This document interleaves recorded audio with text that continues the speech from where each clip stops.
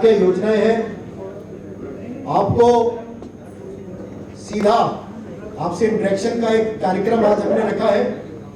तो मैं आपसे आदरणीय मंत्री जी से, धर्मेंद्र प्रधान जी से निवेदन करता हूं, आज आप आए मंच पर और युवाओं का मार्गदर्शन करें। श्री धर्मेंद्र प्रधान जी, तो जोरदार तालियों के साथ आप स्वागत करेंगे।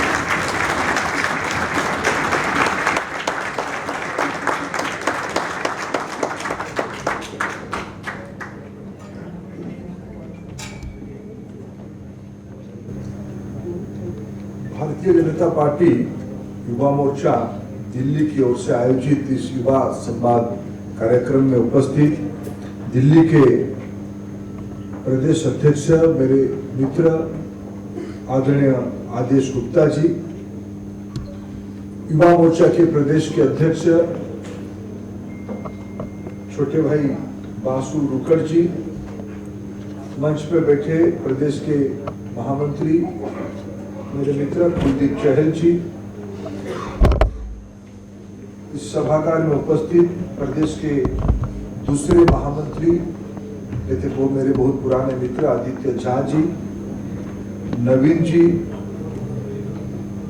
युवा मोर्चा राष्ट्रीय इकाई की कार्यकर्ता भाई रोहित चहल जी, और इस कार्यक्रम में उपस्थित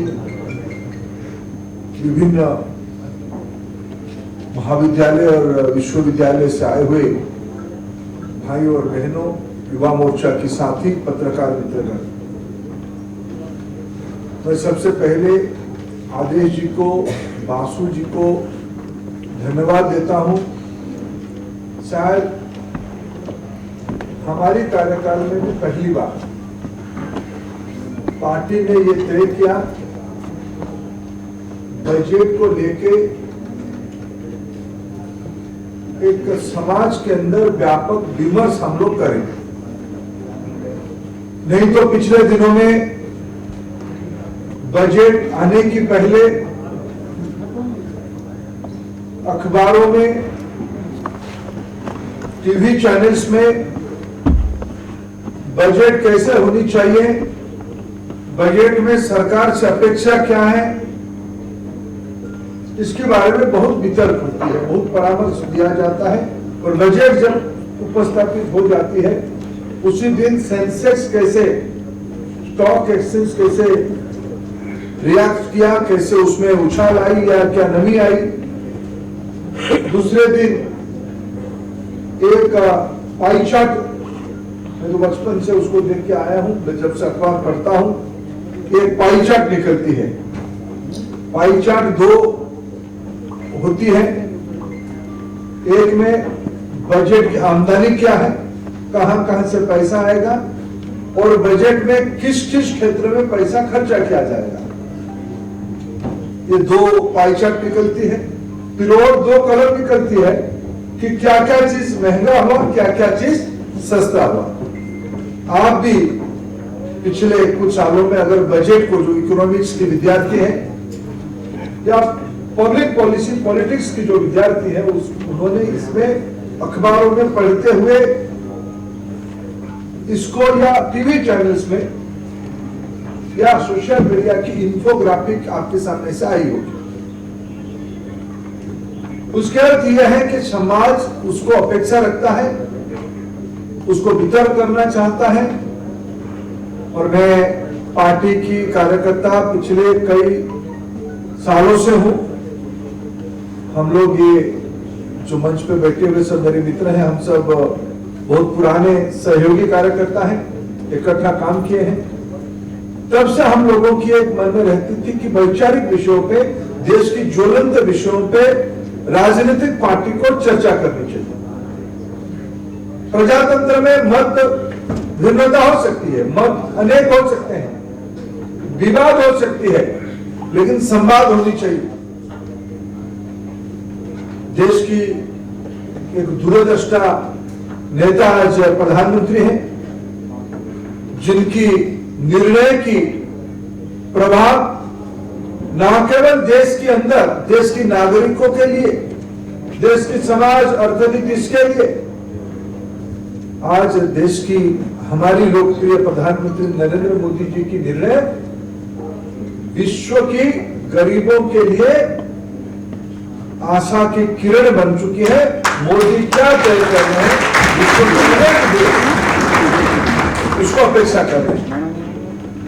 और कोई भी सरकार की सबसे प्रमुख दृष्टि 2-3 विषयों से झलक आती है। जब कोई कैलेंडर ईयर शुरू होती है, जब संसद की दोनों सदन पहली बार एक कैलेंडर ईयर में इकट्ठा होते हैं, माननीय राष्ट्रपति जी की एक भाषण होती है, जो इस बार 29 तारीख को हो, 29 जनवरी।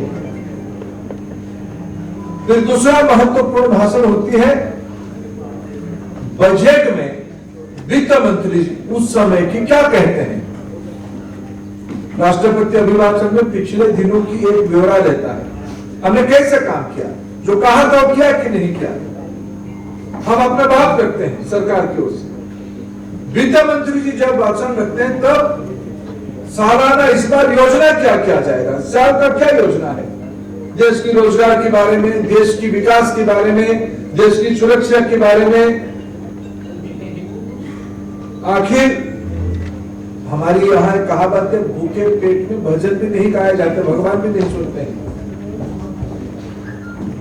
व्यवस्था चाहिए, लक्ष्मी चाहिए। हमारे तो वित्त मंत्री जी लक्ष्मी ही है।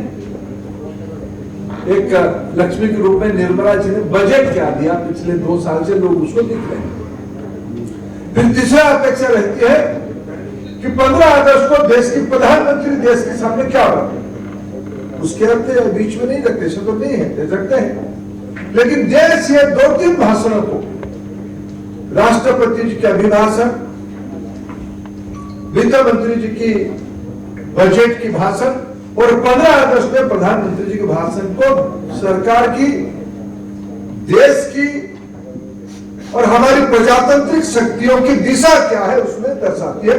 इस बार मैं बधाई देता हूं युवा मोर्चा को और पार्टी को, उन्होंने देशव्यापी विशेष करके सबसे जो महत्वपूर्ण डॉक्यूमेंट बजट को उन्होंने वितरण किया। और एक कदम आगे जाकर मैं कहता हूं, इस बार तो जैसे अभी आदेश जी ने हमारे सामने रखा कि महिला, बुद्धिजीवी, वकील,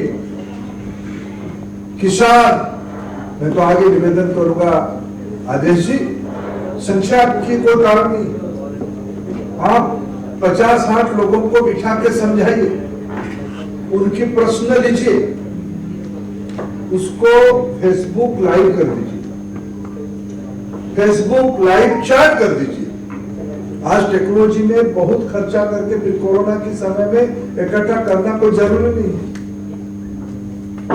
इन दिनों में हमने तो देखा लाखों की संख्या में लोग टेक्नोलॉजी के माध्यम से जुड़ते हैं, संवाद करते हैं, प्रश्न आता है, उत्तर जाता है, सहमति असहमति सब उसी में हो जाता है। आने वाले दिनों में दिल्ली की सारे सामाजिक वर्गों के लिए, आरडब्ल्यू में रहने वाले लोगों के लिए, बुजुर्ग लोगों के लिए, स्कूल विद्यार्थी यानी 10वीं 11वीं 12वीं विद्यार्थियों के लिए, झोपड़पट्टी में रहने वाले भाई बहनों के लिए, रेडी पटरी वालों के लिए, रिक्शा चलाने वालों के लिए, क्या इस बजट में है आप समझाइए और उनकी अपेक्षा को लीजिए। सिर्फ ये नहीं हम कर दिया, ऐसा नहीं होता है, हमें उनकी भी सुननी है। क्या अपेक्षा रही है, क्या होनी चाहिए, क्या अच्छा हुआ, क्या कमी रह गई।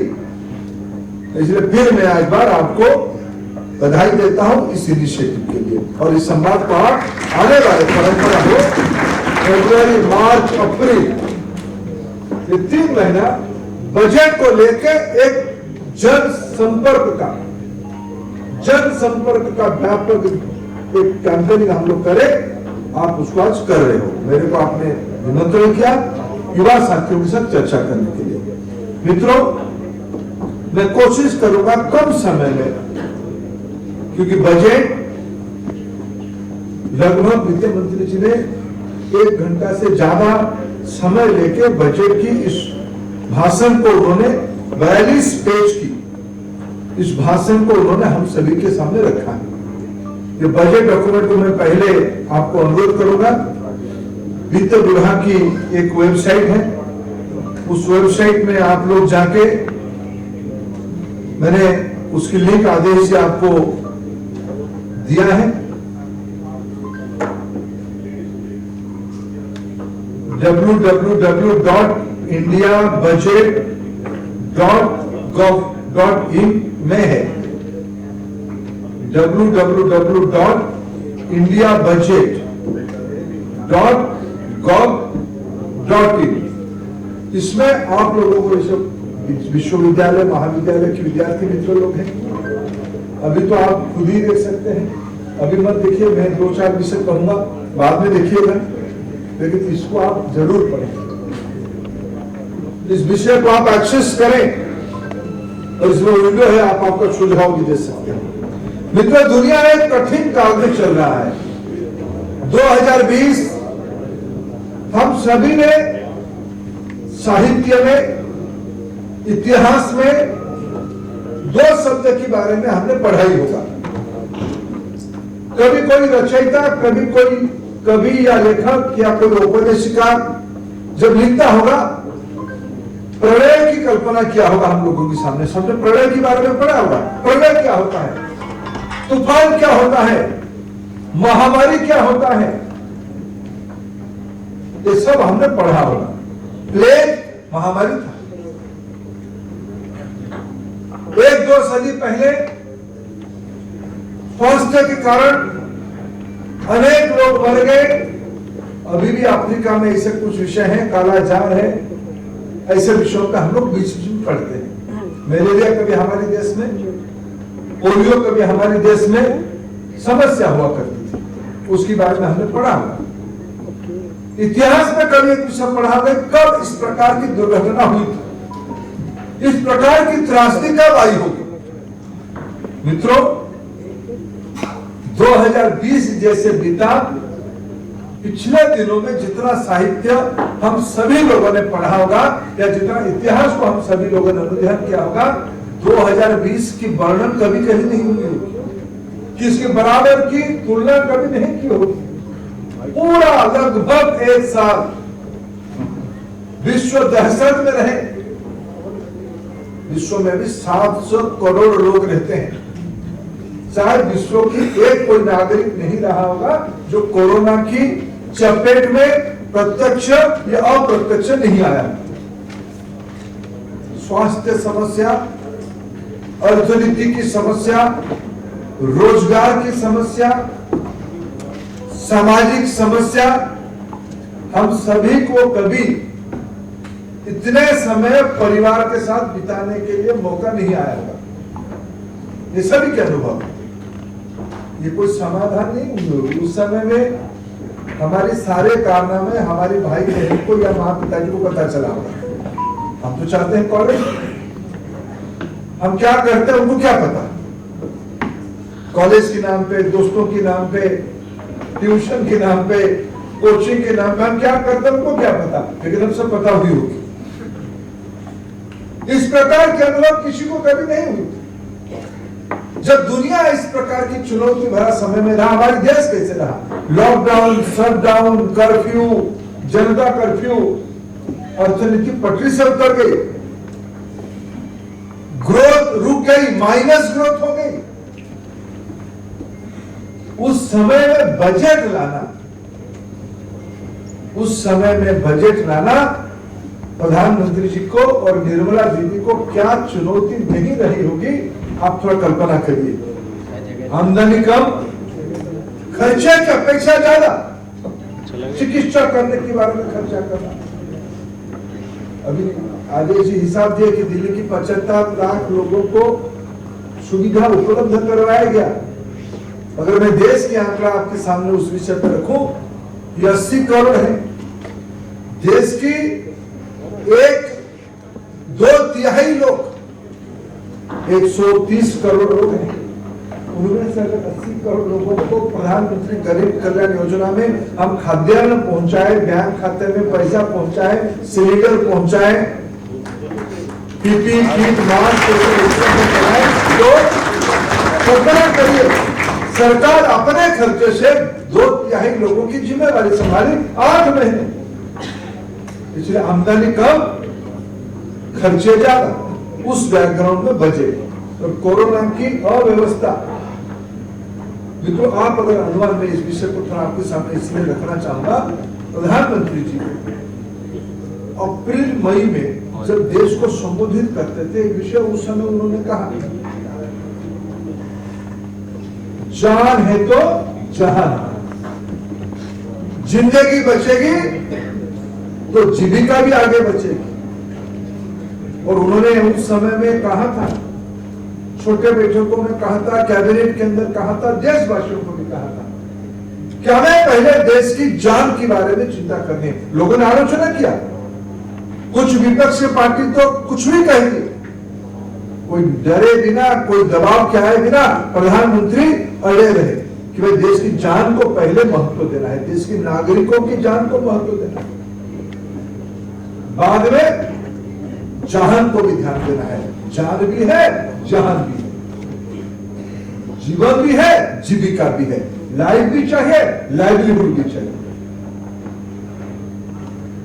मित्रों, विश्व में पिछले दिनों में जब कभी भी कुछ प्रकार की अव्यवस्था किसी देश में हुई है, सामाजिक हो, राजनीतिक हो, आर्थिक हो, तो देश उस समय में किसको जोर दिया है, कहां बल दिया है, क्या रणनीति अपनाई है, उसको अगर हम समीक्षा करते हैं तब जाके इस बार की चुनौती हमको ध्यान में आएगी। जो देश सिर्फ जीविका के बारे में चिंता किया, जान को छोड़ दिया, वो देश शायद तात्कालिक रूप में कुछ चल पड़ा, लेकिन लंबे समय तक वो पीछे हो गए। अभी देखिए अमेरिका के पास क्या नहीं है, संसाधनों की कोई कमी नहीं है, सुविधा की कोई कमी नहीं है, डॉक्टरों की कोई कमी नहीं है। हमारे जैसे हॉस्पिटल से उनके पास हॉस्पिटल कई गुना में ज्यादा अच्छे गुणवत्ता के हैं, लेकिन उन्होंने जान पे कम ध्यान दिया, जहान पे ध्यान दिया, जीवन कम, जीविका ज्यादा दिया। आज भी अमेरिका शासन बदलने के बाद अमेरिका उसमें से जूझ रहा है। यूरोप में दूसरी बार की लहर की बात आ गई, लेकिन भारत, अब याद करिए, इतने बड़े देश, इतने समस्या, उसके बावजूद हम उसको संभाले। देश के नागरिकों ने कोरोना को लगभग पराजित किया। आज तो हम वैक्सीन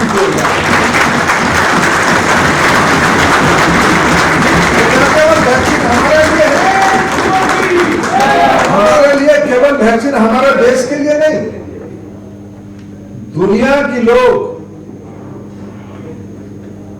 तो ब्राजील हो या कनाडा हो या खाड़ी के देश हो या साउथ ईस्ट एशियन कंट्रीज हो या अफ्रीकीय महादेश हो, ये सारे लोग, दर्जन से ज्यादा देश आज भारत की आभार प्रकट करते हैं कि भाई आपकी दवाई हमें चाहिए,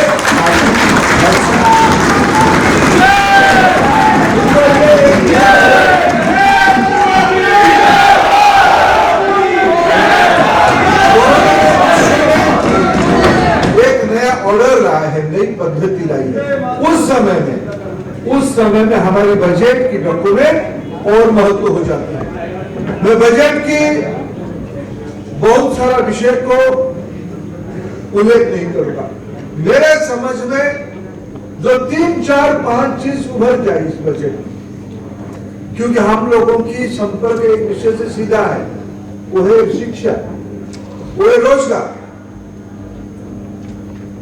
मैं उन 2 विषय पे थोड़ा आपसे ज्यादा चर्चा करना चाहूंगा, और स्वास्थ्य।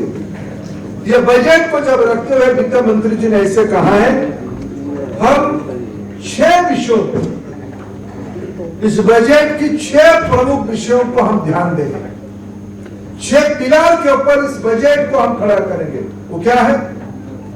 हम सबसे पहला ध्यान देंगे देश की नागरिकों की स्वास्थ्य और कुशलता के बारे में, हेल्थ और वेलबींग, इसके ऊपर हम लोग ज्यादा जोर देंगे। इसलिए इस बार स्वास्थ्य की बजट बढ़ाई गई है।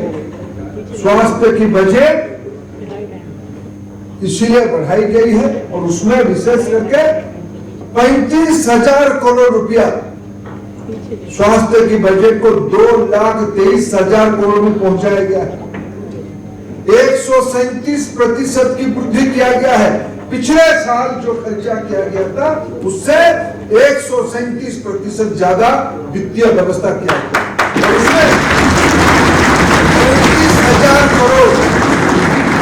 35,000 करोड़ रुपया वैक्सीन के लिए रखा गया है। ये इस बजट की दूसरी मित्रों, अर्थनीति चलनी चाहिए। अर्थनीति चलने के लिए निवेश होनी चाहिए, खर्चा होनी चाहिए। खर्चा बैंकों के माध्यम से होगी, फाइनेंशियल इंस्टीट्यूशंस के माध्यम से होगी। खर्चा सरकारी कंपनियां करेंगे, सरकार निजी कंपनियां करेंगे, सरकार व्यक्ति करेगा, खर्चा व्यक्ति करेगा। हम रोजमर्रा की जो चीज खरीदते हैं, खाद्यान्न से लेकर पहनावा तक, ये सारे खर्चा देश की अर्थनीति को कंट्रीब्यूट करती है। सरकार ने जोर दिया इस साल टैक्स नहीं लगाएंगे। आपने देखा होगा इस साल अखबारों में हमारी जो मूल आलोचक भी रहे, इस बार सबने प्रशंसा किया। इस बार लोगों के ऊपर, सामान्य नागरिकों के ऊपर सरकार ने कोई अतिरिक्त खर्चा नहीं बढ़ाया है। 1 भी रुपया के नया टैक्स इसमें नहीं लगाया, लेकिन खर्चा बढ़ाया है। टैक्स नहीं बढ़ाना, आमदनी को ऐसे रीडिजाइन करना कि खर्चा हम कर पाए ज्यादा। इसलिए हमने फाइनेंशियल इंस्ट्रूमेंट और इंफ्रास्ट्रक्चर पे ज्यादा जोर दिया। अगर मैं आपके सामने एक तथ्य रखूं, इस बार जैसे हमने स्वास्थ्य के बारे में कहा 137% बढ़ोतरी हुई। इंफ्रास्ट्रक्चर में हमने टैक्स नहीं बढ़ाया, बैंकों को ज्यादा पैसा दिया ऋण देने के लिए, किसानों की ऋण ज्यादा मिले। 15 लाख करोड़ रुपया किसानों को ऋण देने के लिए कम ब्याज पे, शून्य बराबर की ब्याज पे ऋण देने के लिए सरकार ने व्यवस्था किया। उसके अलावा रेलवे, रोड, एयरपोर्ट यही बनेंगे तो कामकाज भी बढ़ेगा, रोजगार भी बढ़ेगा, सामान्य लोगों की जेब में पैसा जाएगा, तभी तो जाके वो बेटी की शादी की प्लान करेगा। बेटी की शादी की प्लान करेगा तो करोड़ बाग में कहीं ना कहीं शॉपिंग करने के लिए आएगा, तो हमारी दुकानों में पैसा जाएगी, तो हमारे माँ पिताजी हमको पॉकेट मनी दे पाएंगे। ये पूरा सर्कुलर इकोनॉमी है, यही सर्कुलर इकोनॉमी है। ये बड़े बड़े विशेषज्ञों ने उसको सरल भाषा में कहा है। और इसके लिए इस बार सरकार, फिर मैं कहूं, जेब में पैसा कम, खर्चा हमने बढ़ाया है। हमने पिछले बार 4,39,000 करोड़ रुपया खर्चा किया था इंफ्रास्ट्रक्चर में, 4,39,000 करोड़ रुपया। इस बार इसको हमने बढ़ा के 5,54,000 करोड़ रुपया किया, लगभग 34% ग्रोथ किया। उसके कारण देश में रोजगार बढ़ेगा, उसके कारण देश में एम्प्लॉयमेंट अपॉर्चुनिटी बढ़ेगी। हम लोगों ने inclusive development for aspirational India, ये एस्पिरेशनल इंडिया क्या है? ये एस्पिरेशनल इंडिया की अर्थ क्या है? आकांक्षी भारत यानी क्या? मित्रों, भारत में तेजी से लोगों की क्रय शक्ति बढ़ रही है। पिछले दिनों में सरकार कई प्रकार के सुधार करके, विशेष करके कामकाजी लोगों की जिंदगी और सम्मानजनक हो। कई सालों के बाद न्यूनतम मजदूरी को बढ़ा के 42% हमने बढ़ाया। देश की पीछे रहने वाले 114 जिले को विशेष महत्व दिया। ग्रामीण विकास, कृषि विकास, किसानों की आमदनी दुगनी, इसकी कई उपक्रम ले आके, कृषि संस्कार ले आके ये एस्पिरेशनल इंडिया को महत्व देने की इस बजट में काम किया है। मित्रों, इस बजट में सबसे ज्यादा जोर दिया है मानव संबंध। ये सारे काम कैसे हो पाएगा? ये अर्थनीति, ये खर्चे, ये प्रकल्प कि केंद्र में कौन है? केंद्र में मनुष्य। भारत की मनुष्य की कैपेसिटी विश्व स्तर की होनी चाहिए। आज अमेरिका की अगर अर्थनीति को सबसे ज्यादा कंट्रीब्यूशन कौन लोग करते हैं, तब भारतीय लोगों की 2 सेक्टर में बड़ा सम्मान है अमेरिका में। वो क्या है? केवल अमेरिका नहीं, विश्व के अनेक डेवलप्ड कंट्रीज में यही स्थिति है। मैं अमेरिका के नाम लिया इसलिए, अमेरिका की जो सर्विस इंडस्ट्री है, आईटी हो, फाइनेंशियल सर्विस हो, लीगल सर्विस हो, ये सर्विस इंडस्ट्री में सबसे ज्यादा गुणवत्ता वाले लोग कहां से हैं? तो भारत से। भारत माता की जय। अगर अमेरिका की मेडिकल फैसिलिटी में, हेल्थ केयर सिस्टम में सबसे ज्यादा प्रभावशाली लोग कौन है? भारतीय डॉक्टर्स हैं। यह मित्र तब बनेगा जब हमारी मानव संबल मजबूत होगा। सिर्फ बड़े बड़े व्हाइट कॉलर जॉब के लिए नहीं, क्वालिटी ऑफ लाइफ के लिए स्किल मैन पावर की चाहिए। मित्रों, पहली बार भारत में 34 साल के बाद नई शिक्षा नीति लाई गई है, न्यू एजुकेशन पॉलिसी। अगर एक लाइन में उसका प्रियाम्बुल लिखूं, एक विषय आपको समझाने का विनम्र प्रयास करूं, रोजगार और नॉलेज और एम्प्लॉयबिलिटी, ये दोनों को, स्किल और एजुकेशन दोनों को इकट्ठा करके पढ़ाना, ये नई एजुकेशन पॉलिसी की विशेषता है। इसको इस बजट में जोर दिया है। Innovation and R&D। आखिर यूरोप की कुछ छोटे देशों को अगर हम लोग समीक्षा करते हैं, तो स्कैंडिनेवियन कंट्री करके एक शब्द हम लोग कभी कभी पढ़ते हैं, सुनते हैं, किसी ने उसमें और ज्यादा विशेष ज्ञान भी लिया होगा आप में से। वो क्या है?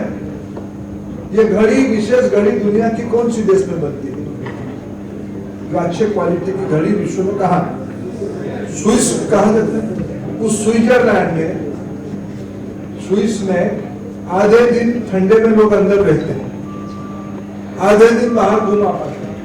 ऐसे सारे नेचुरल डिसएडवांटेज वाले कंट्री में ये टेक्नोलॉजी कहां से आती है? उन्होंने जोर दिया कि हमारे पास कई सीमाएं हैं, अगर उस सीमाओं को हमको आगे तोड़ के जाना है, आगे जाना है, तब हमको नॉलेज पे जोर देना है, टेक्नोलॉजी पे जोर देना है। कोई भी अर्थनीति तब मजबूत होगा जब उस देश की नौजवान टेक्नोलॉजी पे, इनोवेशन पे जोर देगा। तो भारत में पहली बार प्रधानमंत्री जी ने महत्व दिया इनोवेशन एंड टेक्नोलॉजी को। पिछले दिनों में नहीं हो रहा था, ये मेरा कहना नहीं, लेकिन जोर नहीं था। 50,000 करोड़ रुपया की वित्तीय प्रबंधन इस बजट में किया गया है रिसर्च एंड डेवलपमेंट के लिए, इनोवेशन और नए टेक्नोलॉजी के लिए। यह युवाओं की अपेक्षा का विषय है। स्कॉलरशिप बढ़ेंगे, रिसर्च प्रोजेक्ट बढ़ेंगे, उसके कारण हमारे देश में इंडिजिनस टेक्नोलॉजी आएगी। इसके कारण देश की नौजवानों को अपनी गुणवत्ता किसी की जागीर नहीं है। अभी प्रधानमंत्री जी ने एक सभा में संबोधित करते हुए कहा है कि हम तो चाहते हैं ये इंजीनियरिंग और मेडिकल पढ़ाई भी आज इंग्लिश में होते हैं। मेडिकल और इंजीनियरिंग की पढ़ाई आने वाले दिनों में भारत की प्रांतीय भाषा में भी हो।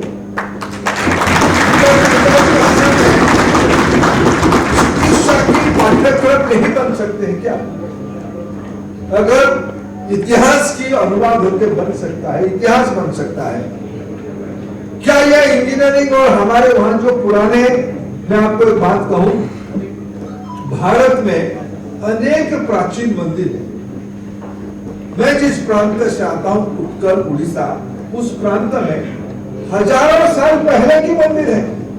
उस समय में क्या उस मंदिर को बनाने वाले जो लोग थे, कारीगर थे, क्या वो आर्किटेक्ट या स्ट्रक्चरल इंजीनियरिंग आज जैसे इंग्लिश कोर्स में पढ़े होंगे? क्या वो स्ट्रक्चर बिना कोई आर्किटेक्ट और इंजीनियरिंग डिजाइन के बने होंगे? क्या नहीं बने होंगे? तो क्या भाषा में पढ़े होंगे? कोई स्थानीय भाषा में तो विद्या होगा, उसको पढ़े होंगे। सारे भारतीय भाषा में जो मूल ज्ञान है उसको पढ़ाने की व्यवस्था इस बजट में किया गया है। बजट को हम लोगों ने इनोवेशन एंड टेक्नोलॉजी के साथ इसीलिए जोड़ा, उसको बहुआयामी किया। और एक विषय पे इस बजट में ध्यान दिया गया है, वो है मिनिमम गवर्नमेंट मैक्सिमम गवर्नेंस। उसकी अर्थ क्या है? मिनिमम गवर्नमेंट मैक्सिमम गवर्नेंस की अर्थ यह है कि भाई सरकार आखिर क्या क्या करेगी। सरकार, मैं आपको 2-3 चीजों को उदाहरण देना चाहता हूं। आप, मैं 3 कंपनियों के नाम लूंगा। मैं कोई किसी कंपनी के पक्ष में नहीं कहूंगा, किसी कंपनी के विपक्ष में नहीं कहूंगा। बीएसएनएल की कितने इस हॉल में युवा साथी बीएसएनएल की सिम कार्ड अपने फोन पे रखे हैं? थोड़ा हाथ उठाइए। बीएसएनएल की एक मैं देख पा रहा हूं।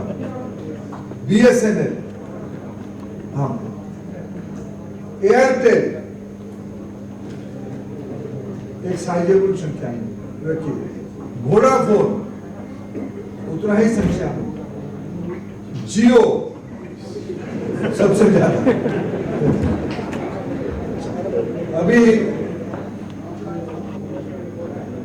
एयर इंडिया, इंडिगो, स्पाइस जेट, इन तीनों के अंदर सबसे सस्ता टिकट किसकी है? यही 2 विषय पे नया भारत दिखते हैं। एयर इंडिया और बीएसएनएल दोनों ने आजादी के उपरांत भारत में ढांचा खड़ा करने के लिए गजब का काम किया। गजब का काम किया। अगर एयर इंडिया और बीएसएनएल काम नहीं करते तो भारत में शायद संचार और विमान सेवा ये ढांचा नहीं बनता। लेकिन क्या मित्रों, आपको एम्स चाहिए या गंगाराम चाहिए? एम्स सरकार की है, गंगाराम सरकार की पैसा। 2 उदाहरण मैंने आपको दिया, बजट में उसकी रिफ्लेक्शन है, मैं उसी में मेरे बात को अंत करूंगा। बजट के साथ ये 2 उदाहरण का संपर्क किया है, उसी में मिनिमम गवर्नमेंट मैक्सिमम गवर्नेंस है। सरकार को कहां पैसा खर्चा करनी चाहिए? आज भारत की कंपनी इंडिगो, भारत की कंपनी एयरटेल, जियो है। बीएसएनएल अच्छा काम किया, अभी भी उनकी कुछ स्पेसिफिक स्ट्रैटेजिक रोल है, वो रहेगा। लेकिन निजी क्षेत्र की निवेश आया तो नागरिकों को ज्यादा सुविधा मिले, इसलिए आप लोग जो ज्यादा सुविधा देगा आप उसी का लेंगे। अच्छा जियो देता है तो उसको लेंगे, उससे और अच्छा एयरटेल देगा तो उसका लेंगे, उससे और अच्छा वोडाफोन देगा तो उसका लेंगे। कंज्यूमर ही मालिक है ना। इसलिए सरकार की पैसा ऐसे कामों में नहीं लगनी चाहिए। सरकार ऐसे कामों में खुद को सीमित करनी चाहिए। सरकार एम्स जैसे हॉस्पिटल क्यों बनानी चाहिए? अच्छे डॉक्टर से गुणवत्ता की चिकित्सा है, सामान्य लोग उसको पहुंच पाएंगे, गंगाराम में नहीं पहुंच पाएंगे। जिनकी जेब में पैसा है वो गंगाराम जाए, उसकी कोई आपत्ति नहीं। सरकार की क्या रोल है? सरकार की यह रोल है कि सामान्य लोगों को विश्व स्तर की सुविधा उपलब्ध कराना, यह नीति है।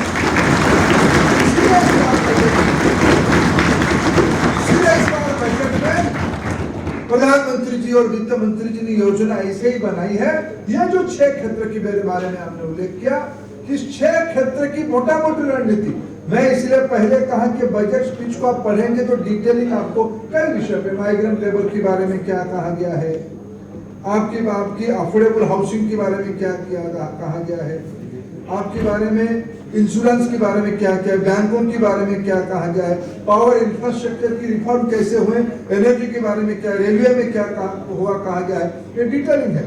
लेकिन मैं इस सरकार की बजट की 6 मूल मंत्र आपके सामने रखा, जिसमें हमको एक दिशा मिलती है सरकार की अर्थनीति कैसे होगी। अगर सरकार किसके लिए है, सरकार क्या चंद लोगों की है। कभी कभी आप एक डिबेट पढ़ते होंगे, मैं कभी उसको हैरान भी रहता हूं कि इस बार तो टैक्स नहीं लगाया इसलिए आलोचना भी नहीं हुई। आप जानते हैं 130 करोड़ आबादी वाला देश में टैक्स कितने लोग देते हैं? आप अनुमान करके कहिए टैक्स कितने लोग देते होंगे? कितने?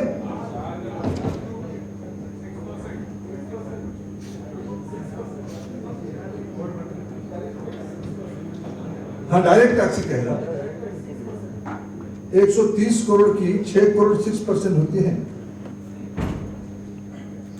उससे कम होते हैं, उससे कम होते हैं। 130 करोड़ लोग टैक्स इस बार बढ़ते हुए प्रधानमंत्री जी ने टैक्स दाताओं को महत्व दिया, ईमानदार टैक्स दाताओं को और महत्व दिया। 3-3.5 करोड़ से बढ़ के अभी मोदी जी के राज में 6 करोड़ तक पहुंचा। लेकिन उसके बाद ये तो 5% की है ना, 5-6% की टैक्स मिले, बाकी देश बाकी 95% लोगों के लिए है। दिल्ली की रेडी में रहने वाले लोग, झोपड़पट्टी में रहने वाले लोगों को भी इतने अधिकार है जितने महामहिम राष्ट्रपति जी के। देश की सबसे बड़ा घर में वही रहते हैं, उनकी भी अधिकार है। लेकिन दिल्ली के अंदर झोपड़पट्टी में रहने वाले लोगों को भी इतनी अपेक्षा अधिकार सरकार से, यही प्रजातंत्र है। पहली बार मोदी जी ने इसकी एक संतुलन किया। इसी को आगे ले जाने के लिए, इसको आगे ले जाने के लिए उन्होंने कहा आत्मनिर्भर भारत बनाएंगे। बजट की मूल आउटकम क्या कहा? आत्मनिर्भरता बनाना, वोकल फॉर लोकल होना। उन्होंने कहा, मैं आपको उनकी बातों को दोहराता हूं। कल दीनदयाल उपाध्याय जी की बलिदान दिवस था, समर्पण दिवस था हम सभी के लिए। कल दीनदयाल जी की हत्या हुई थी दशकों पहले। कल उनकी बलिदान दिवस पे प्रधानमंत्री जी ने फिर दोहराया, पहले भी कहा है। आप सब लोग, मैं आप सबको निवेदन करता हूं, आज शाम को जाके एक विषय को घर में रखना, वो बजट के साथ संपर्क है। ऐसे नोटबुक लेना, खाता बही करना, और उसमें घर में सारे सदस्यों की प्रतिदिन लगने वाले आवश्यक चीजों को लिखना। उठते हैं तो दांत मंजन करते हैं, ब्रश किसका है, टूथपेस्ट किसका है, से लेकर रात सोने तक जो क्रीम हम लगाते हैं रात को सोते सोते उस तक, दिन भर में सारा उपयोग की व्यवस्था सारे को लिखना। अगर उसी की हम जितना ज्यादा भारतीय कंपनियों से उत्पादित चीजों को खरीदे, उतने गरीबों के घर में रोजगार जाएगा। इसी बजट में उसी का तो मैं मेरे बात को इसी विषय पे विराम देता हूं। 60 की दशक में देश को चुनौती आई थी, विदेशियों ने आक्रमण किया भारत को। देश के प्रधानमंत्री उन दिनों में लाल बहादुर शास्त्री होते थे। उन्होंने शत्रु को पराजित किया। उस समय में देश की उत्पादन कम होती थी, खाद्यान्न का अभाव था। हम अमेरिका जैसे देश से सड़ी हुई गहम खरीदना पड़ता था हमको, PL 420। ये गेहूं हम लोग अमेरिका से सड़े हुए गेहूं हम खरीदते थे। शास्त्री जी ने एक आह्वान किया कि देश के नागरिक, देश में खाद्यान्न के अभाव है, युद्ध चल रहा है, आप एक वक्त की खाना छोड़ दो, सोमवार की शाम को खाना छोड़ दो। देश की जनता ने शास्त्री जी को मानते हुए देश के लिए एक वक्त की खाना छोड़ दिया, उपवास रखा, और देश के किसानों ने उस चुनौती को स्वीकार करके आज हमारे देश में तो इतना अन्न की भंडार भरा पड़ा है। मोदी जी ने 80 करोड़ लोगों को 8 महीने तक मुफ्त में खाद्यान्न देने के बाद देश आराम से चल रहा है।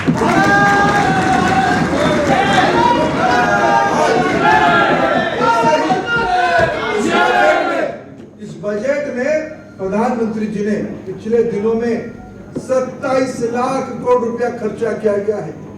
हमारी जीडीपी की लगभग 13%, 13% of our GDP, 27 lakh crore रुपया खर्चा करके आत्मनिर्भर भारत बनाने के लिए योजना बनाई है।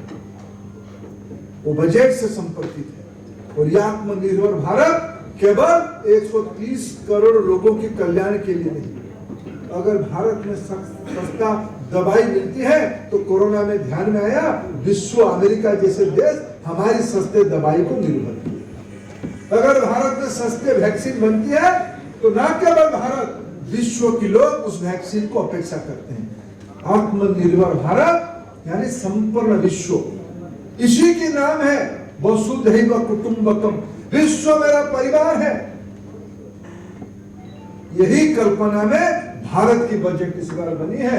मैं चाहता हूं युवा मोर्चा जो नौजवानों की रोजगार बारे में चिंता करती है, देश की अर्थनीति से सबसे ज्यादा प्रभावित होती है, देश की शिक्षा नीति जिसको प्रभावित करता है, ऐसे युवा वर्ग भारत में ये नया ऑर्डर के ऊपर, न्यू ऑर्डर जो भारत में निकला कोरोना उपरांत, भारत विश्व की अव्वल नंबर की देश होना तय है। हम लोग उसकी तैयारी कर रहे हैं। हम लोग थोड़ा सेतुबंध पर निर्माण शुरू हो गया है, देश के नागरिक उसकी काम में लग गए हैं, लेकिन युवा शक्ति उसमें थोड़ा थोड़ा बालू झाड़ के गिलहरी की भूमिका निभाए। युवा मोर्चा को अनेक अनेक धन्यवाद। भारत माता की जय।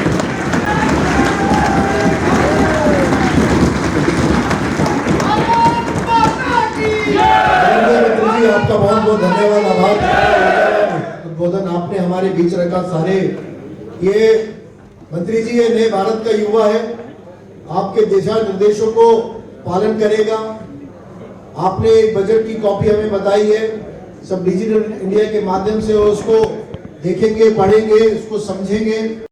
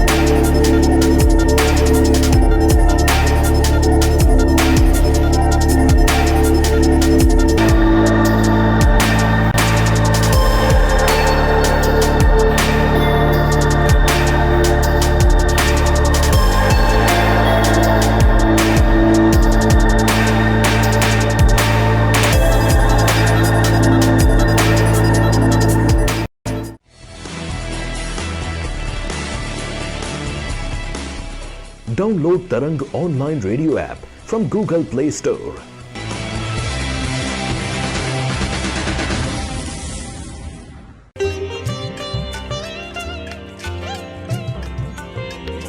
You are listening to Tarang Devotional Online Radio.